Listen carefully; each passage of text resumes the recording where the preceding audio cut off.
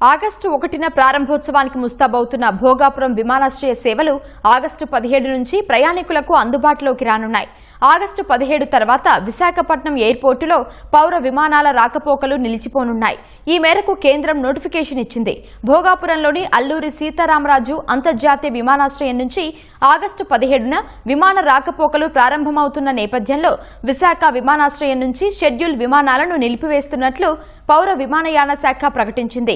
30 ఏళ్ల పాటు Visakhapatnam airport civil enclave నుంచి షెడ్యూల్డ్ కమర్షియల్ విమానాల రాకపోకలు నిలిపివేస్తున్నట్లు తెలిపింది. జాతీయ అత్యవసర పరిస్థితుల్లో ఈ నిబంధనకు మినహాయింపు ఉంటుందని పేర్కొంది.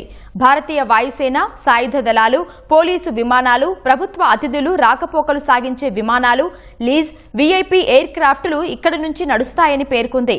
ఇప్పటి వరకు విశాఖ ఎయిర్పోర్టుకు ఉన్న అంతర్జాతీయ ట్రావెల్ కోడ్ VTZ ఆగస్టు 17 అర్ధరాత్రి 1 గంట నుంచి భోగాపురం విమానాశ్రయానికి బదిలీ అవుతుందని కేంద్రం తెలిపింది.